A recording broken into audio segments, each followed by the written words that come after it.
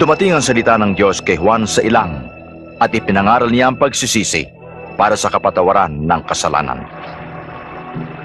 Magsisi kayo at magpabautismo at kayo'y patatawarin ng Diyos.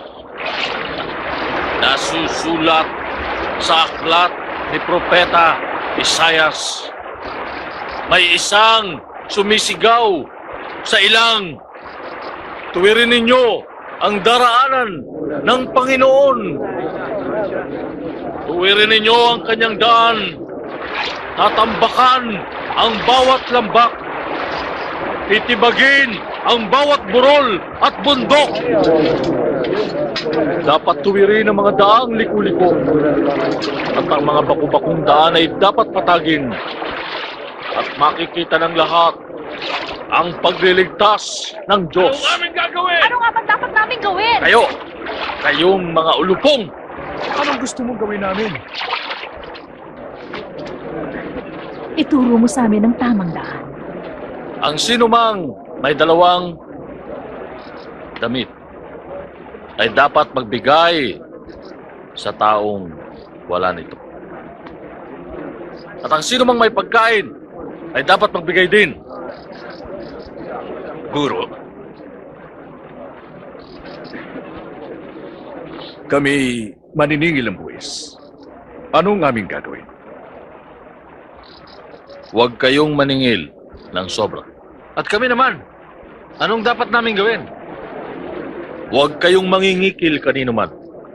At huwag kayong magbibintang ng walang katotohanan. Masiyahan kayo sa inyong kita.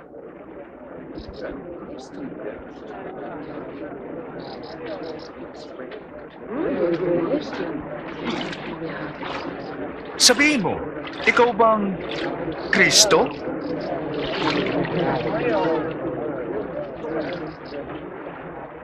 Kayo ay binabautismohan ko sa tubig. Ngunit may darating na higit na dakila kaysa sa akin.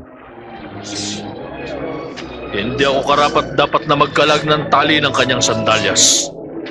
Siya ay magbabautismo sa Espiritu at sa apoy. Hawak niya ang kalaykay upang alisin ang dayami at titipunin ang trigo sa kanyang kamalig.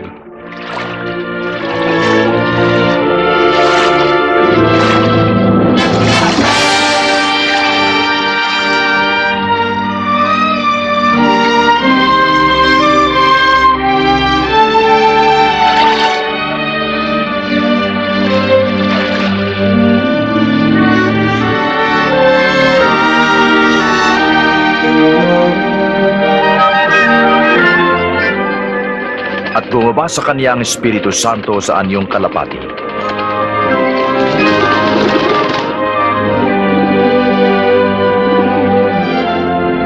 Isang tinig mula sa langit ang nagsabi, "Ikaw ang minamahal kong anak, lubos kitang kinalulugdan."